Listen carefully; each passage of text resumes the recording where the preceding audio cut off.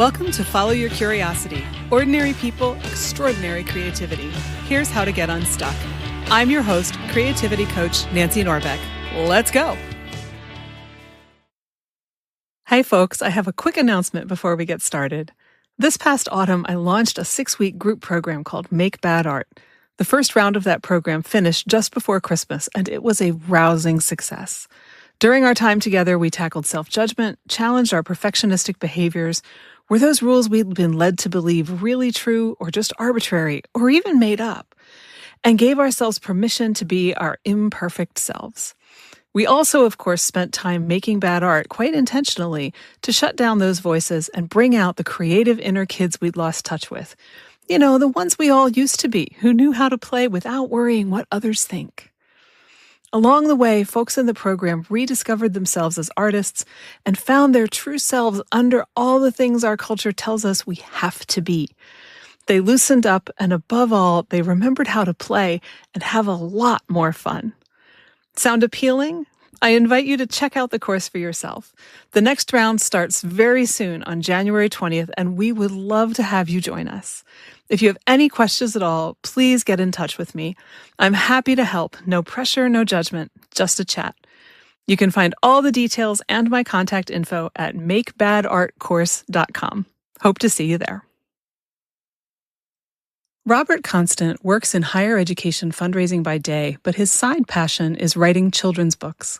He is the published author of 2 children's books, Hey Tuskegee and Hello Grandma, both of which have spent time on Amazon's bestsellers list for their category. Robert talks with me about how your creative dream may change your life, and it may change someone else's too. That you don't have enough energy because you're not doing your creativity, not the other way around. And the fact that it has never been easier for most people to follow their creative dreams than it is right now. I think you'll enjoy my conversation with Robert Constant. Robert, welcome to Follow Your Curiosity. Thank you. Thank you so much, Nancy, for having me. We've been working on this for a while. So I start everybody with the same question. Were you a creative kid, or did you discover your creative side later on? I think I discovered my creative side later on. I started to believe I was a creative kid probably in high school. Mm-hmm. Instead of paying attention to the teacher, I was kind of like in my own little world and creating things, that, I probably shouldn't have been creating. And then it just followed me to Tuskegee. When I got to Tuskegee, I was in business classes and I was thinking about, creating a business like a jazz club. Those are the sort of things that were interesting to me because I love jazz. And I just think that it's a wonderful genre of music. But also I think it's the ultimate place to like have a meal, have some drinks, hang out with friends and family and loved ones and listen to some wonderful music. So I've always been that guy who's like, you got your thing going on here, but here's what's in my heart. And here are some things that are just interesting to me. And so I honestly started to think like, yeah, you might be one of those creatives, Robert. That's interesting. Did you play? I did not play, but I love music. I do not play, but I love music. Like I'm always listening to music. Car, shower, cleaning, you name it. Like working out. If there isn't music playing, something is definitely off. Definitely off. That's the first sign for everybody. Something's up with Robert. Yeah, there's no doubt about it. And then I think I grew up in a time with just great music. Mm-hmm. The 80s were just fantastic. Yes. From the big names to the Princes and the Michael Jacksons and the Madonnas to the Duran Durans, to the Police, to the Cyndi Laupers, to Run DMC, to Slick Rick, you name it. Like there was just from all different genres, it was great music from everybody. So yeah, it was hard not to be a music fan in the 80s. It's true. It's very true. We could do a whole podcast about 80s music if we weren't careful. No doubt. No doubt about it. No doubt about it. I love the 80s music for sure. Yeah. So you did business classes. Yeah. Did you ever actually play with the idea of the jazz club? Did you get a chance to try it? No, not at all. And the most interesting thing about that is my wife's husband, my wife's first cousin, my wife's husband. That's me. My wife's first cousin is a jazz artist, an international jazz artist, and he's been on countless Grammy nominated albums. And a couple years ago, I approached him and said, "Listen, I'd like to work with you and put together like a jazz night as a fundraiser for the East Orange YMCA." I was the chair of the East Orange YMCA, so we got together and we put together this event, and it was a huge success.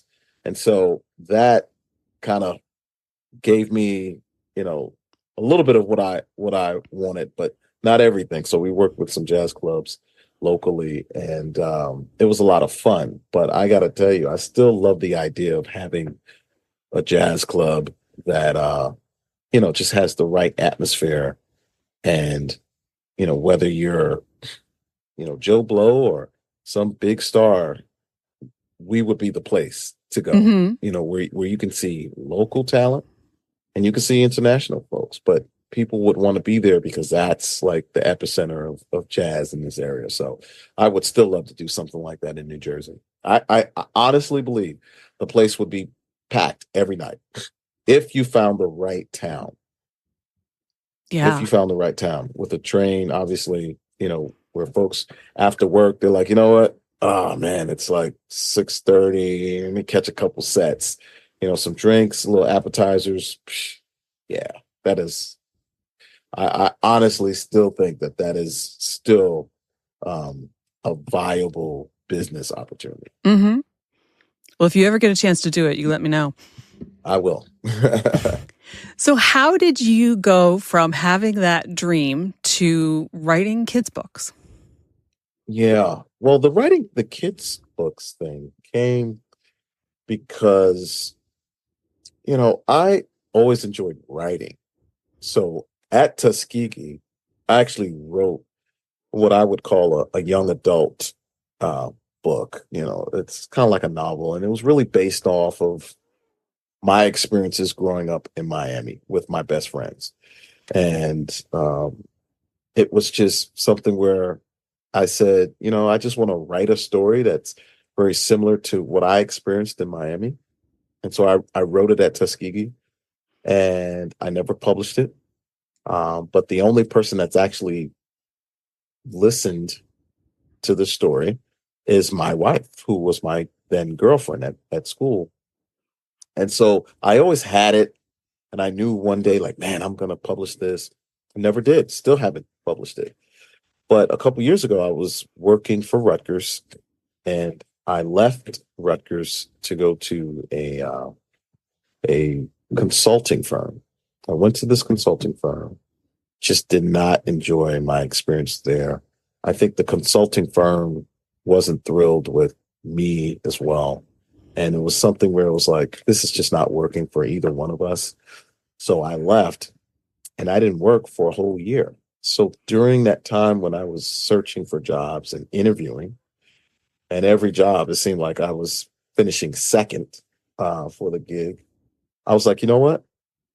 I'm going to write a book about Tuskegee. I'm gonna do something while I have this time, because I was interviewing, but at the end of the day, I still had 4 or 5 hours where I'm really not working. I'm looking for gigs, so I started to write, and I pitched it to Mascot Books, and the reason for pitching it to Mascot Books was because they had like cornered the market on children's books that were sports related and children's books that were affiliated with colleges and universities. Well, I wanted to do a book about Tuskegee.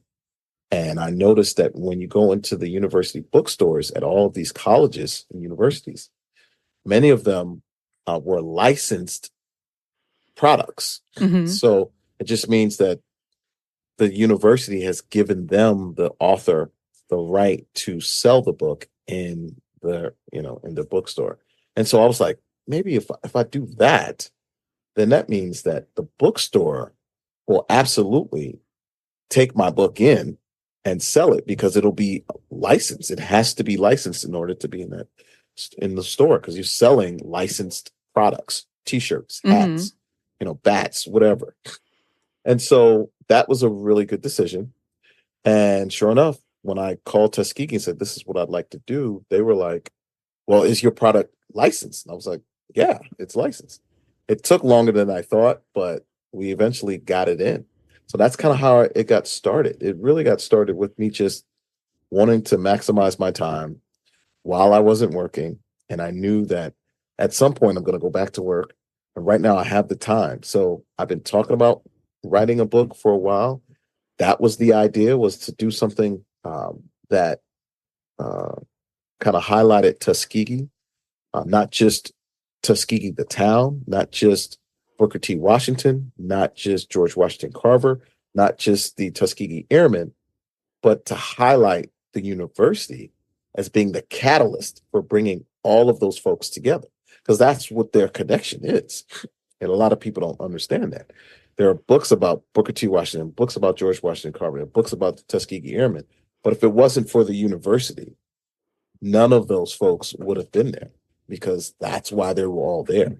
So I wanted to do that in children's form. And we put together a story that really the background was homecoming, and homecoming at HBCUs are huge.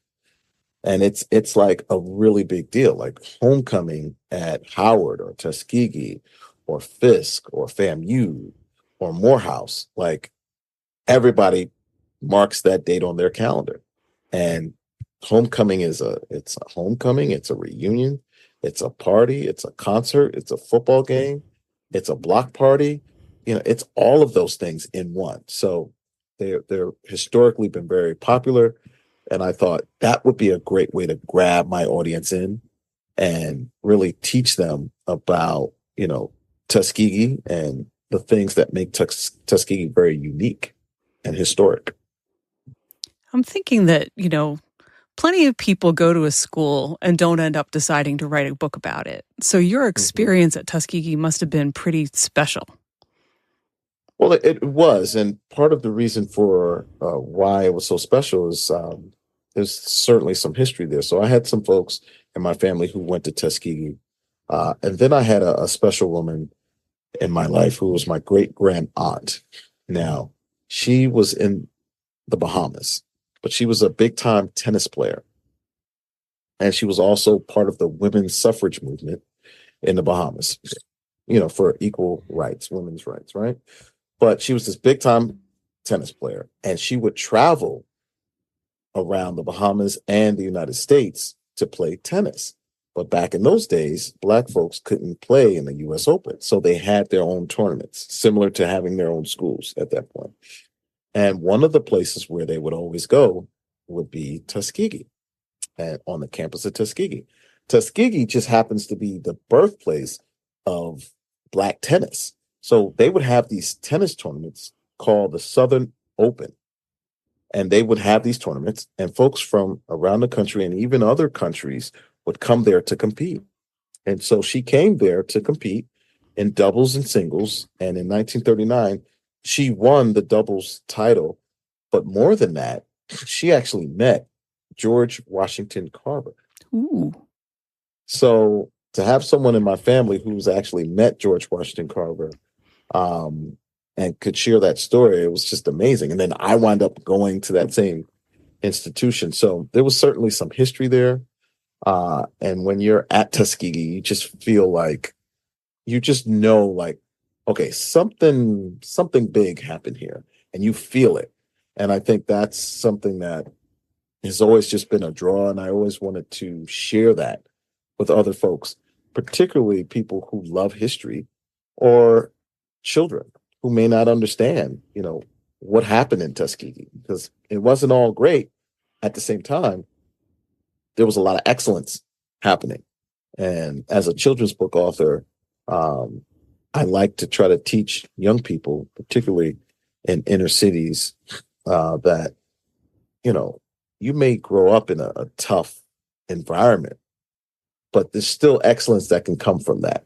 And there's lots of examples of people who grew up in tough environments, whether it be rural or in the city, and they've done something exceptional with their life. So I was looking for a way to not only inspire folks, but educate them and also just bring some attention to my alma mater. Yeah. Yeah. Well, you'd certainly seem to have done that because you've taken this book to a lot of places. We have. I mean, we've taken the book all the way to Africa.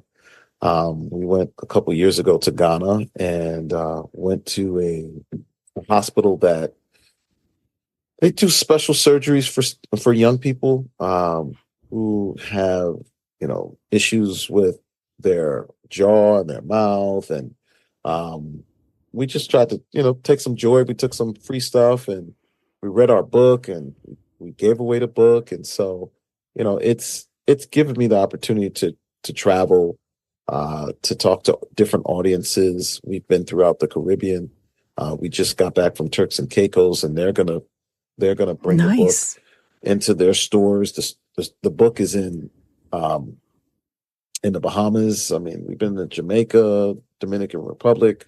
We've read. So there's that's the kind of stuff that I love to do and want to do more of it at some point because that's what brings me a lot of joy. Um, but I think one day when we have more time on our hands, the goal is to get the book in the hands of more students around the globe, because I think Tuskegee has a very unique brand, and it certainly has a unique story, and it's a story of hope. It's a story of excellence, but it's a story of believing that there's something greater out there for you, and if you pursue it with like reckless abandon, you'll get to it, but it's going to take a lot of effort. For sure. For sure. How did the kids respond to that message? Usually it's very positive. Tuskegee is a place where when we talk about the story, we try to share just from I guess from an excitement and spirit standpoint. So there's a lot of spirit about Tuskegee. A lot of people know of the history and they know that, yeah, there's excellence tied to it. But we also just try to show people that graduates of Tuskegee University or people who are fans of Tuskegee University, they know that there was so much history there that we're just proud of that history. And we like to share that history because it's such a historic place. And so usually we start off with a lot of, um, just chants and songs, and we get kids like talking and singing about Tuskegee. And I think through that, because young people love to learn through song. Hmm. And so that's what we try to do. And so I think it's well received. That message of excellence, that message of, it's going to be difficult, but you can overcome. That message of, don't give up, don't give up on you, because there's some great things that can happen when you continue to work hard. So we try to be very real with them, but we also make sure and they understand that, man, there's so many great things that you can do when you believe in something. You have a dream, sort of thing, and not necessarily a Martin Luther King dream, but a dream that, things can be better and we can do better. So I think it's well received.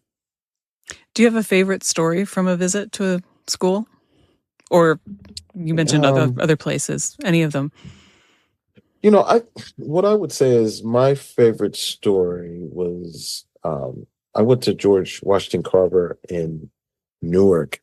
And I think that the best thing I could say is that when the students get into it and they are singing, the Hey Tuskegee song, um, and they're like into it, and like after you speak and you say goodbye and oh hi, and that one kid stops you and they're like, hey,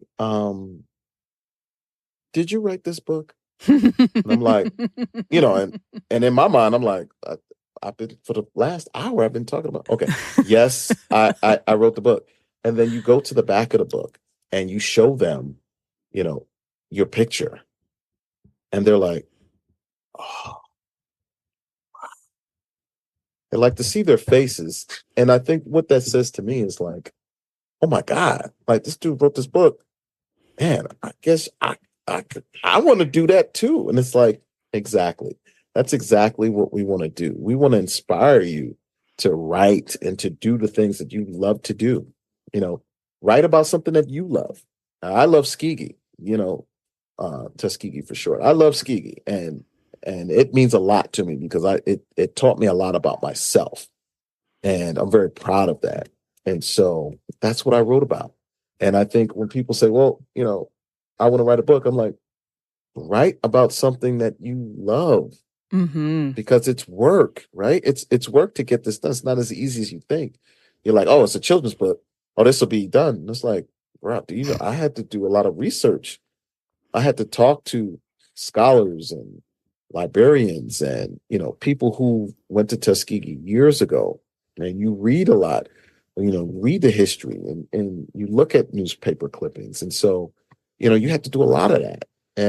But it's been great because I've gone to schools, I've gone to alumni clubs, I've spoken in Atlanta, I've sold books in Baltimore, I've gone to Ohio. Like this could be a full-time job if I wanted to. There's a group of Delta Sigma Theta is a sorority that is like the sister organization to my organization, which is Omega Psi Phi. And there is one of our sisters in Maryland who she'll call me up and she'll be like, I need 1,000 books. I need 1,500. I need 2,000. We're going to be giving out books this week. We're going to be giving out books next year. We want to order, and when someone says that, like, you're kind of like, you want to buy 2,000, 3,000 of my books? Yeah. Like, you're just like, what the, I mean, it's very powerful. Hmm. So that was a long way of saying I have lots of different stories, but I think when you go to schools and the kids are like, oh my God, you wrote this book? Yeah. Why you ain't say that? Like I've been saying that the whole time, but yeah, that's the thing when they kind of realize like, dude, you're a real person. You can write a book too. Like they were like, oh, okay. So I might be able to do that. Excellent. That's why we're here. You have me thinking about like how old was I when I realized that a book was something that you could write? Yeah. Yeah.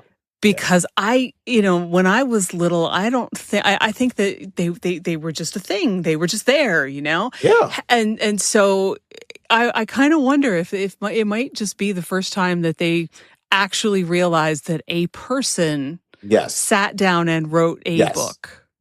And that's what I had to understand because in my mind I'm like, yeah, of course I'm the author. My name's Right. Robert Garth. And it's like it doesn't really click Yeah. until the end, and you're talking about it. And I'm telling you, this has happened several times where I'm about to leave. It's like, Mr. Robert, uh, who wrote this book? Who wrote the book? Did you write the book? Like, how did you know you wanted to write a book? How long did it take you? Like, where were you when you wrote the book? Just questions like that. And I love answering those questions because they're curious. And Hmm. and that's what you want young people to be. You want them to be like, yeah, well, Yep. tell me about this, tell me about that. And you get some classes where, man, by the end of it, you're like zonked.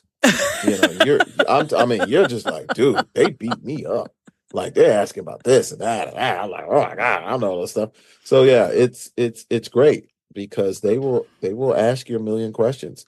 Or you they'll treat you like a celebrity. Like I've Hmm. gone to schools where you're in there shaking hands, taking pictures, signing books. Like, can you sign our book? It's like, yeah, of course. Oh my God. So and then some of them will take them home and show their parents and it's just yeah.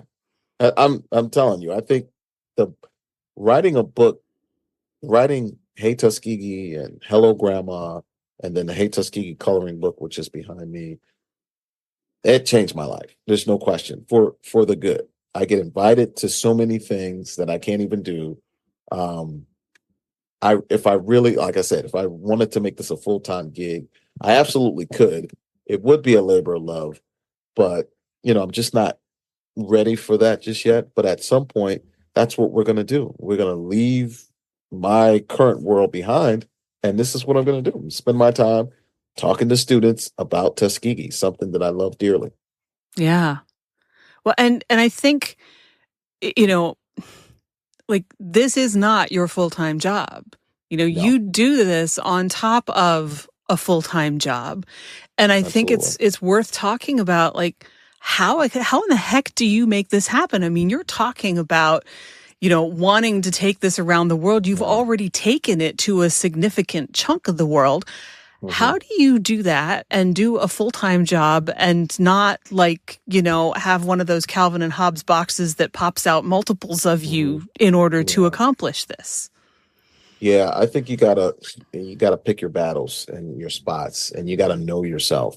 You know when you have the most energy in a day where you can spend time thinking about this, because I think when it comes to children's books or any writing, you need I need my quiet time. I need my time where I can like zen out.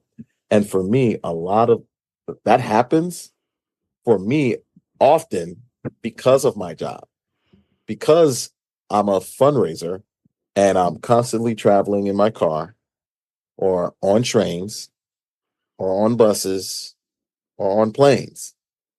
So I'll be in the plane and I'm like working on work, and I'm like, oh my God, oh my God. I love this idea. I love it. And it just comes to you and you're like, okay, close the laptop or get out of that file, and then you start writing and you're like, oh, this is a great idea. Oh my God. Okay. Okay. This is what I got. And that's how you start. And what you'll find is, yeah, it's exhausting. Some weekends it's Sunday night and you finished what you needed to do for home, for the kids, for my spouse, for my sister, for my mother, for my mother-in-law, my father-in-law. Everybody's good. We're good. Everybody's sleep. It's 11, 12 o'clock. And now it's like, oh, okay, let me spend some time doing this. And you might look up and the clock might say 2:30, 3 o'clock. Mhm. And you're like, oh my God, I gotta go to bed. And yeah, you go to bed and then you wake up at 5:30 and you're like, oh my God, okay, I can't do that too often. However, you're so charged by what you've created. You're like, oh my God, I got a lot of it out of my brain. And that's my challenge is I've got I've got like 4 books. Like I wrote a book before I went on vacation. I was gonna write it on vacation, but then I had some time. So I was like, you know what? I'm gonna write it now. So I wrote it and I shared it with a uh like a, an award. When I say an award winning, a Caldecott, which is Okay. he's a Caldecott winning um not author, but he's a illustrator. Mhm. And so I've been developing this rapport with him, and I'm like, dude, I need you to create my next couple of books. Like when I look at your work, that's what I need. So he's interested, and so I sent him my just a little sample, a couple pages, and he liked it. But he was like, here's what I would think about, because he only works with like one author a year. That's it. Like that's it. That makes sense. Illustration's a lot of work. Yeah, that's a lot of work, and his work is top notch. So yeah, so I got to go back. Now I got to go back. I'm like, okay, let me just change them. But that is so exciting. To be a creative, I think, is so exciting because you get to do something that's just not the same, and you know, it's fun. And so to be able to look at to to be able to be in your bed and be sleeping and be like, oh my God, I got this idea, and then to write that idea down, and then to keep working on it, refine it, add some stuff to it, and then share it with somebody, and they're like, "Oh my God, this is nice." And then for them to say, "Well, here's what I would do. Think about that." Then you make some edits and you read it to your spouse. She's like, "Oh, I like this, but what about that?" And then you finally get it together and you're like, okay, this is what I want.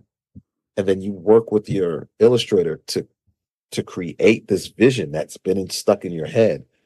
And then you describe what you want. Sometimes I even send pictures of what I want.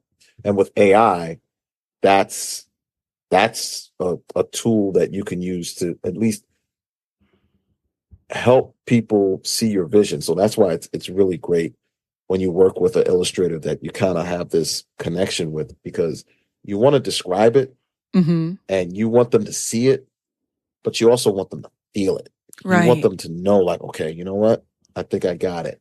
And so you may have a couple different versions of your illustrations, but that's what you want. And to me, that's exciting. And so you may lose some sleep, but when you're going after your dream in life, you're gonna lose a lot. You're gonna give up a lot. You're gonna sacrifice a lot. And sleep is definitely one of them. But when you're tired and you're on that train or you're driving and in your mind you're like, man, I I'm telling you, I love the first couple of pages of my book. I'm loving what I have. It makes sense. I got an illustration back, a test sketch, and it matches and it's perfect. And I can't wait to keep going. And then to get to the point where it gets published and you see it, and then someone walks into the store and buys it. Like that to me will never, ever get old. I've gone to Barnes and Noble.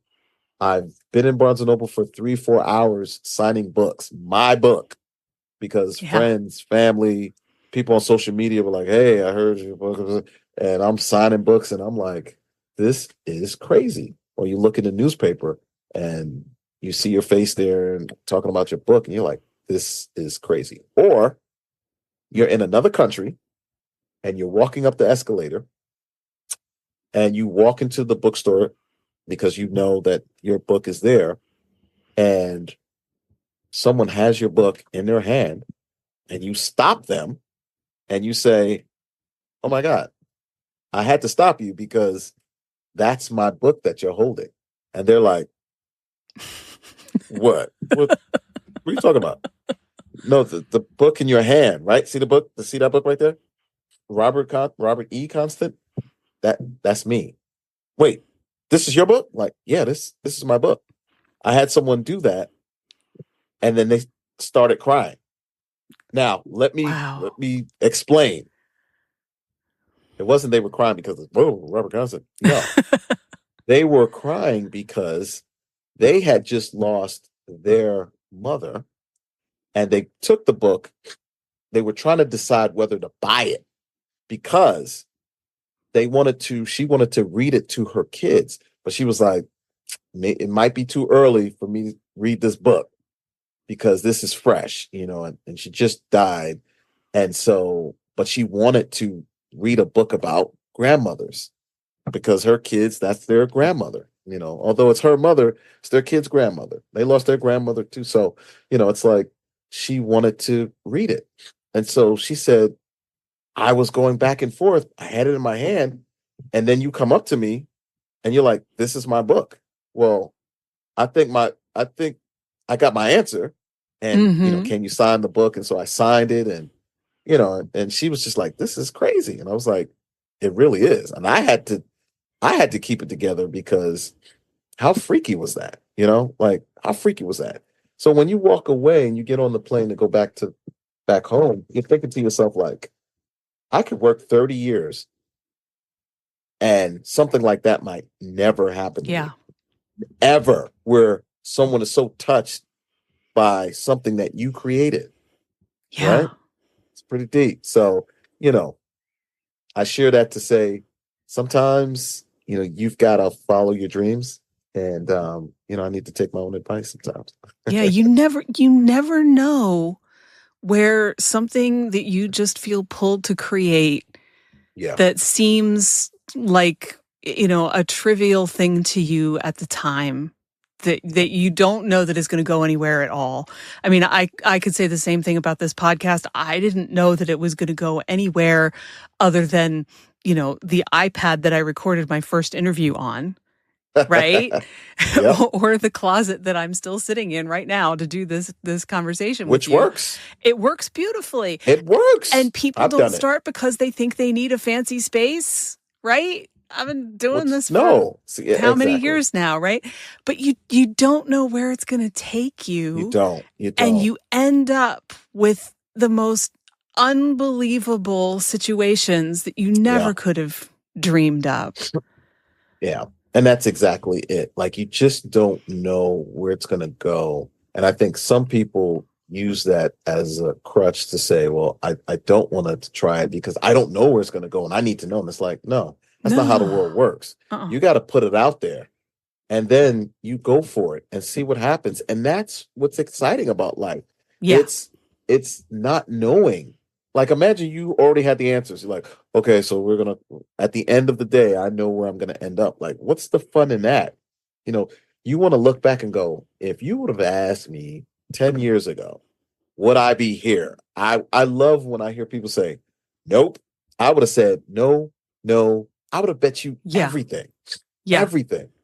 You know, I would have bet you everything. I mean, Well, I go, and if you had asked me when I started this podcast, you know, did I think that anybody would listen to it? I'd have been like, yeah, maybe a handful of friends and like my yeah, sister-in-law, right? yeah, And yeah, maybe my mom. But yeah. like the last time I looked, like there have been people who've listened to this thing in like 63 different countries. It's What? crazy. You It's know, crazy. if Yep. it had been limited to what I could have imagined, Mm-hmm. it would have been so much less interesting than the reality Exactly. of it. And I mean, I'm probably Exactly. never going to meet the people in those 63 countries. Thank you for listening, people in those 63 countries. I love you, Absolutely. even though Thank I you. will never know Yes, who we you do. are. But, you know, I mean, that's so cool. It How is. could I ever? I never could have. And the Yep. same thing could Yep. happen to you, who people in all of those 63 countries, or maybe it's 67 now. I don't know. Mm-hmm. But you Never know, know. you just don't know. And when you Yep. leave the possibility open and go do something anyway, Yes. it takes on a life of its own. And that's what's so cool about it. Yep. And that's the universe's sign that look, we got you. But Yeah. you gotta put it out there. You gotta help yourself. You know? That's what it is. The universe is like, look, we'll do our part, but you gotta decide for yourself. You Like, got to believe no, in yourself first. I gotta believe in myself and do it. And then the universe says, okay, all right, you're serious about this. So we're gonna throw you a bone and we're gonna throw you just enough that makes you go, wait, I mean, think about that. When I I'll share the story. I opened my book, I did my unboxing because everybody was like, you gotta do unboxing. I did unboxing, it was like November 26th of 2018. 18. No, yeah, 18. And we were in Rochester. The books had arrived. And, I was like, okay, we're gonna open it and we're gonna film it and we'll post it. And so when the books came, they're filming now. So we had some Tuskegee music in the background. And so I open it up and I was just expecting to open it up and just, see the book. I've seen it 1,000 times as far as, online. But when I opened it up and I saw that book with my name on it, it was a look of pride that, when you've done something that you're just so full and happy that you almost don't have a reaction to it because you're just like, oh my goodness. And that's kind of how I was looking. I opened it up and I was like, and I just held it up and I was like, and we posted that video. It went viral. It's a religious experience the first time you see your own book. It went viral. No better description. I'm not surprised it did. Yeah. I was like, what the? And they were like, Robert, where can I get this book? And then we go online. Like, I don't even know this stuff. Like, I'm on Amazon And I was looking at something else, and then I see my book like on a page. I'm like, wait a minute, that's what is this? It was the rankings. Hell, my book was in the top, 100. It was like number 2, number 3 on Amazon. I'm like, what the hell is like, dude? So that's like I said, that's the universe. Like, look, when you believe in yourself, we'll help you. We'll throw Mm-hmm. your bone, and that was my bone to say, guess what? You know what? I made the right decision, and I'm going to continue to do it. And it gave me the confidence to do 2 more books, and we're going to try to get another one kicked out soon. So Yeah. Yeah. that's what it's about. Yeah. No, I so relate to that feeling though, because the first time I hmm saw my book when I got the proof copy, I was just like, oh, it's an Yeah, actual it takes book. it takes your breath away. It's a It does. real thing. It It's looks a like a real thing. book. It walks like a book. It Yep. talks like a book. It quacks like a book. Yep. Yep. Yep. It It's takes your breath away. Yeah, I mean, you've seen the words a million times, you've seen the Yep. covers, you've seen the whole thing, but it has never Yep. looked like an actual real Nope. book Nope. before. Nope. And there's nothing quite Nothing quite like like it. it. Nothing quite like it. It's ready to be given to someone. And, when people say, oh my gosh, I gave your book out.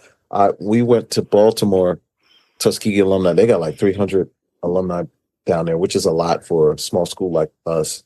And someone came to my wife, Charette, and was like, hey, how much are the books? She was like 15. And the lady said, okay, cool. Let me get a box. And so Charette was like, I'm sorry. She was like, I need to get a box of books. So Charette was like, what do you mean? I How many are in a box? Like she's breaking it down for Charette. Like, how many are in a box? Sharette's like, 24. She was like, I need 24 books. I need a box.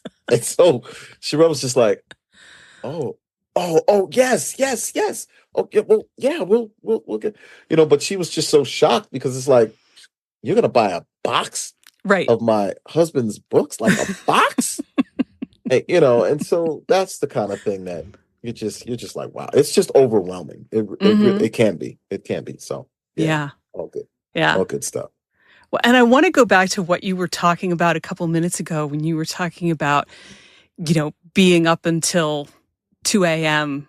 working Yeah, on something and that level of energy because it's come up before, but it's been a while with yep, that kind of situation because there is something that people don't realize and it's that when you haven't been doing your creative thing, whatever it is, whether it's hmm drawing, painting, dancing, writing, whatever it yep, is, yep, and you feel exhausted and yep, therefore you don't think that you have the energy to do it, you yep, actually have it backwards. yes, Because doing your creativity in whatever form is where you get the energy from. And when you absolutely, haven't done it in a while, that sounds really counterintuitive. yes, But the two guests that come to mind right off the top of my head who both talked about this, Dave Spencer is an illustrator, and I talked to him way, way back in the first year. And he, like you, would, come home from work, put his kids to bed and all that stuff, and then be up till 2 or 3 o'clock in the morning hmm doing his stuff yep, because he was so yep, jazzed that he didn't want to go to sleep. yep. And I have to throw in the caveat that we are not recommending sleep deprivation here No, we're not. at all. We're not. But that can happen. And Kelly Flanagan, the first time that I talked with him, he is a therapist and he's the one who said, this is where you get your energy and people get this backwards. And hmm so the more that you do your creative thing, the more energy you have. And Yes. I really think that it's not even just that. It's that our creativity is where we get our sense of aliveness from. Yes. And Yes. so, if you're not feeling like you're really feeling fully alive, you probably need to throw some more creativity into your life Yes, you do. And it will start to come back. It may take a That's little right. while to get the momentum Yeah, going, but it'll absolutely. start to come back. And I think it's good to remind people of that every once in a while. So I'm You really got to. glad that you brought that up.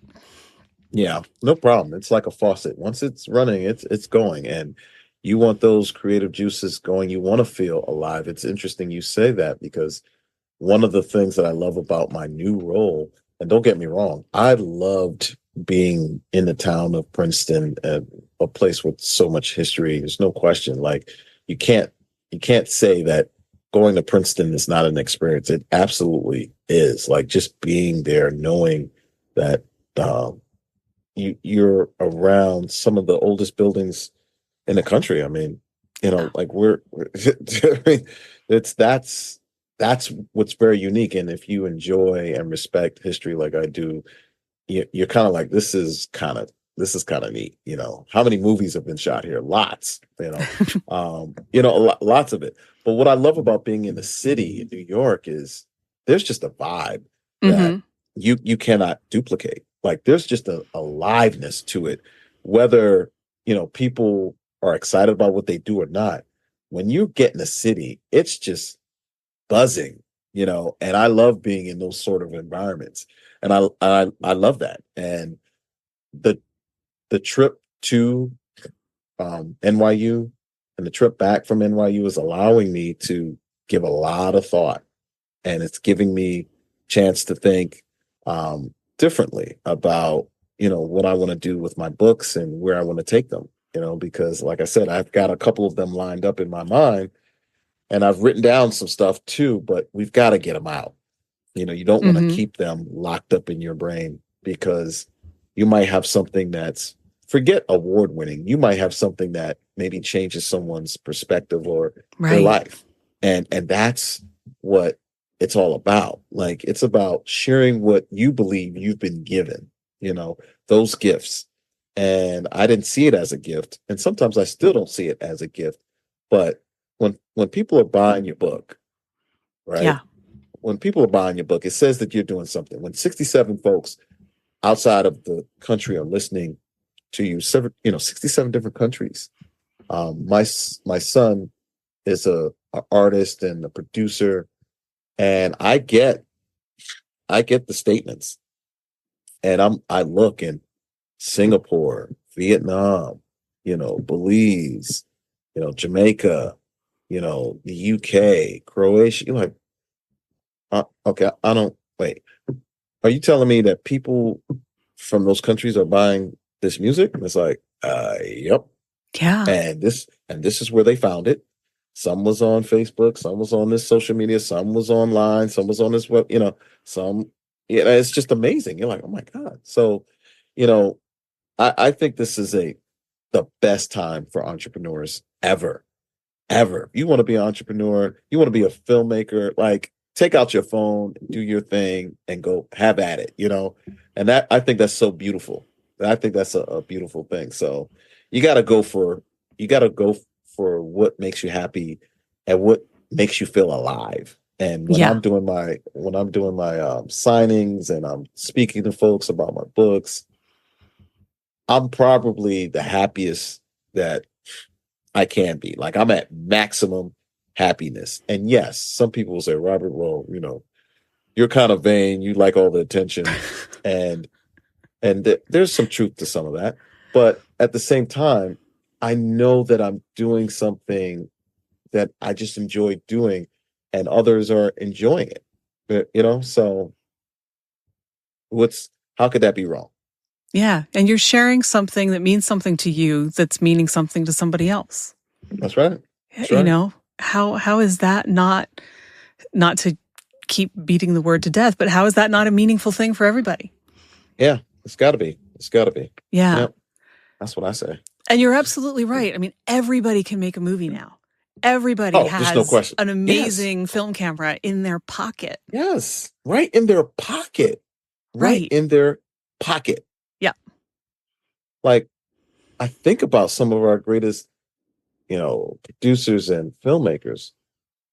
Was that Francis Ford Coppola? I mean, imagine when he was 12, 13. hey, here's a phone. You can film. You can make your own film. What? Right. And you can download the editing software. You could just do the whole thing. You could do a 7-minute film. You could be done in 7 days. Like what? Yeah. Like, yeah, we are so fortunate for that. Right. You know, there's a lot of negatives that come with, the technology, but from a creative standpoint, man, wow. And there are a lot of people who will say, yeah, but that means that a lot of crappy movies get made. Yeah, but you know what? A lot of crappy movies get made regardless. Regardless, But, do regardless. you think that the first movie that Francis Ford Coppola made was an Oscar winner? No, no, no, Everybody starts absolutely not. somewhere. Everybody You makes gotta start. bad stuff before they make good stuff. That's the beauty of it, though. That's what makes That's how it you so learn. great. That's how you learn, and that's how you know you're dealing with humans. Like, man, you Yeah. made that movie? That was terrible, but you created a masterpiece, And you had the guts to try. and you had the guts to try. You got to have the guts. Like, let's talk about guts. That's something that you got to be brave. Hmm. Our country is the home of the brave. You got to be brave, right? Like, you got to be brave. You got to fight for what you want. And I think you got to fight for you. And I would encourage anybody who's listening to fight for what you believe is right, but fight for yourself so that you can take ownership of your life. I know lots of people who just don't feel like they're in control. They feel like I wake up on Monday and I go to work and it's Monday, Tuesday, Wednesday, blah, blah, and I'm looking for the weekend. And then, oh my God, it's Monday again. I mean, think about that. Think about doing that for 30 years. That does not sound like fun. I'm sorry. Like it's not to make anyone feel horrible if they're in a job that they don't like. But think about that. I mean, Yeah. time adds up. It adds up. I was at Princeton for 6 years, and people were like, man, like at NYU, they're like, man, that's a nice bit of time. And I'm like, it's only 6 years. But the truth is, 6 years is 6 years. It is. So, it adds up. And it certainly didn't feel like 6 years. It felt It like goes in a hurry. it goes quickly. You go from being like, I'm new, until like, I'm here 6 years. Like, what? What? You've been here 6 years. Yeah. Yeah. It So, makes me think of that quote that I think I first heard in Dead Poets Society. So I think it's Thoreau, though I could be completely wrong about that, about not wanting to come to the end of your life and finding out that you hadn't lived it. mhm. There's a lot of life to be lived. Yeah. And I think some folks are taking, you know, the shortcut and not seeing life for what it truly is. It's an opportunity to create the sort of painting that you want. You got to brush. Go Right. ahead and brush it. There's no right way. There's not, no, you got to, well, should I start with the left? So what color it doesn't matter. You do what you feel like doing. And, and you will get more satisfaction from that than anything else. And that's what the book has done. The books have done for me. It's given me just a personal satisfaction and accomplishment to where I don't need someone to say, Robert Constant, you're doing a great job.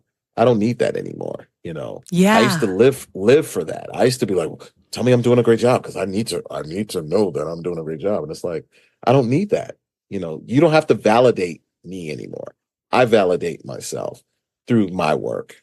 And I think that my audiences have validated what I've done. And so I feel accomplished just by the mere fact that people said, I love your book. That's all I need. I don't need an award. That's the award. That's the reward Yeah. is I love your book. Oh my God. I bought your book and it's on my daughter's and I put it up. It's up there. Yes. I love it. When's your next book coming out? You're like, That is wow. so beautiful Yeah. So because that cool is what stuff. it's all about. And I always, I so often say to creative people, like, the only right way is your way. Hmm. I wouldn't say that to a nuclear scientist, right? No, no, no. Obviously, nuclear physics, there's a right way and there's a wrong way. But Yes. but when you're writing or when you're painting, like, yeah, Yep. there may be a recommended way to, Sure. come up with a character or a plot or whatever. Yeah. But like, I don't come up with a plot at all. I come up with characters and let them tell me what they want to That's right. do. And, That's right. there are people who tell me that you can't write a book that way, which I find amusing because I've done it. But, Yeah. I mean, they can write their book their way. I'll write my book my way. And as long as we both end up with a Exactly. book, That's right. it doesn't Yep. matter. And It and doesn't so matter. the more important thing is that you find the way that works for you so that you do it. That's Because right. if you're forcing yourself into somebody else's way, you won't do it. You won't, and it's just not authentic. And people can sniff out when you're being inauthentic. You're Oh, just not. absolutely. You're not doing you. Like you got to do you. You can't do somebody else. Like there are these other authors. I'm like, ooh, I want to sound. I want to. No, it's like you know Mm-mm. what? I'm gonna do my thing. And when I put "Hey Tuskegee" after every, you know, on every page, "Hey Tuskegee," like, woo, people are like, "Whoa, that's we don't normally do that." And I was like, I don't care. It's my book. Who cares? Like, I don't care about any rules. This is my book, and if other people love it, then that's it. One of my favorite artists of all time, uh, and one of my favorite groups, my artist, and he was part of this group, Earth, Wind, and Fire, Maurice White, right? I remember he was because I read his book, and he was talking to one of the writers that he brought on to help him write some of these iconic songs. And she asked him a question like, "Listen, I just want to ask you this one question. What does Badia mean? Badia, Badia, dia, dia, dia, dia." She was like, what does that mean?" And he was like, "What do you mean? What does it mean? Doesn't mean a thing. It's a feel. Does it sound good? Do the people like it? There you go. It's all It that can mean whatever matters. it can mean whatever you want, but it's something that we created. It's like scatting. What are Hmm. you saying? There's no words to it. It's a feel. It's Yeah. an ad lib. It's an ad lib, right? So we know ad libs are important in songs. Yeah. So, Yeah. yep, And as you were saying, if you're too busy trying to be somebody else, you're also working really hard. yep. It is way harder to try to be somebody else than it is to be you. Yeah, it just doesn't it just doesn't work. I've tried it. I'm telling you, I'm talking about I've tried to sound like certain people, I've tried to walk like certain people, I've tried to act like certain people, and at the end of the day, I always come back to Robert because that's what I know. I can do Robert better than anybody else. I Hmm. can play Robert Constant better than anybody else, Yeah. I mean, it and I can be can be fun, consistent. like to do an impression of somebody. That's one thing. Yeah, But you that's don't one want to thing. live there. No, definitely not trying to live there, because it's just not right. Yeah, Yeah. It's easier and it's more fun. that is definitely more It's fun. more fun. Gotta It's, have fun. yeah. Gotta have fun. I mean, what's life without having some fun? Like I couldn't imagine going through life. I've met people who are just so intense, and people are like, oh man, he's intense. Like that's something to really acknowledge and want to emulate. It's like what? Like when they smile, you can always tell. You can always tell who they are because if you take a picture with somebody and they're like, They're working they're really hard. way hard to smile. Like a smile should be, not like you're not used to smiling. Yeah. It's like If you're give me a grimacing when you're break. smiling, Yeah, you're doing it wrong. I know people like that who would Hmm. just, you're like, do you know how to smile? Oh man, they walk around with a scowl on their face. Like my God, you do that for years and years and years. To me, it takes years off of your life, and they Oh, and they yeah. tell everyone when you laugh, it adds Yeah. years to your life. You have to laugh. I laugh every. I pretty much I do one or two things every day. I laugh for sure, and I probably cry like at least 2 3 times. I'm moved to tears between this the other day. Something happened. It was I was watching a clip from Bill Cosby, the Bill Cosby show, It was the daughter, Vanessa. It was a scene where she went out with her friends and they got in trouble. The car got stolen, and it was a big old thing because she lied to her parents. And then she got back. Her mom, Claire, just chewed her out. And she got in her face in the scene. She wasn't supposed to do that. And she just screamed, "Shut up." And the character, Vanessa, just starts crying. And that wasn't in the script. And then afterwards, they found each other and hugged, and she held her tight. And just Claire said, Felicia Rashad said, "I always knew you had it in you. You can do this." And I'm just glad that the actor in you came out because that was excellent. And I Wow. was just like, dang, like imagine someone like Felicia Rashad sharing that with you. Like that just Mm-hmm. made me tear up because I think we all want to perform at our best, but I think the acknowledgement of someone who is considered, at the top of their game, telling you that, you know what, you got Yeah. skills. That is a oh my God, that hits you right there. Like again, who needs an award when you get acknowledged? When Yeah. someone who's at the top of their game, like, you got it. I've got goosebumps just listening to you tell this story. Yeah. Yeah. It got me this morning. I was just like, man. So yeah, those are the sort of things that I love to see and hear. I love those kind of things. Yep. Yeah. Oh, wow. Yep. That So stuff is where it's at. And that's the stuff yep. that makes us feel and reminds us that we are alive. No question. That's it. No question. No question about it. No question about it. You gotta be alive to Yeah. enjoy it Yeah. That's why or to we're pass you here. by. I mean, I am not a philosopher and I am not qualified to answer anything more about why we are alive, except we're here to be alive, We're here to which be alive. seems obvious, but I think sometimes we miss that. Yeah, So, we do. We so do. I hope that anybody who's been listening to this is inspired to go out and put at least 5% more aliveness into Yeah. their everyday and Yep. see what happens. And hopefully over time, add a little bit more and a little bit more and a little bit more. Yep. A little bit more. Yeah. Especially if you're just not happy in your current situation, you know, if you feel like there's something missing, because that's how I felt. I felt like there's something, I don't know what Hmm. it is, but yeah, work is good, family's good, but there's something missing.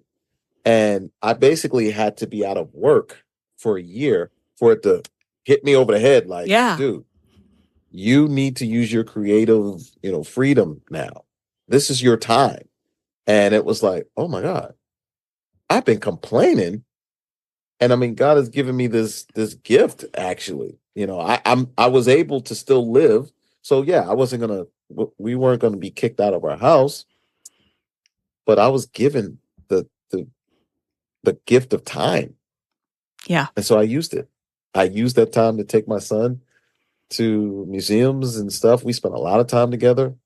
And I said, you know what? When I get home, I'm gonna write. And that's what we did. So never regretted it once. So it made a lot of sense. At the time, you're like, I want to be working. And you kind of felt like a chump because you're not working. But now it's like I see what that was all about. And I'm so grateful that I had that time because I can't get it back. That's right. That's right. I'm grateful that you did too. And I think there are a lot of kids and readers who are grateful too. Yeah, hopefully. Yeah. Well, thank you. Well, thank you for coming and spending this time with me. I've really, really No problem. enjoyed this conversation. Same here. Thank you so much for giving us the platform, the opportunity to share a little bit of our story. We're just happy to do so. So thank you to you and all of your listeners in your 67 or maybe more countries. That's this week's episode. Thanks so much to Robert Constant for joining me and to you for listening. Please leave a review for this episode. There's a link right in your podcast app, and it can be short and sweet and definitely appreciated. If you know someone who would appreciate this episode, please pass it on. Thank you so much. If this episode resonated with you, or if you're feeling a little bit less than confident in your creative process right now, join me at The Spark on Substack as we form a community that supports and celebrates each other's creative courage. It's free, and it's also where I'll be adding programs for subscribers and listeners. The link is in your podcast app, so sign up today. See you there, and see you next week. Follow Your Curiosity is produced by me, Nancy Norbeck, with music by Joseph McDade. If you like Follow Your Curiosity, please subscribe, rate, and review on Apple Podcasts or wherever you get your podcasts. And don't forget to tell your friends. It really helps me reach new listeners.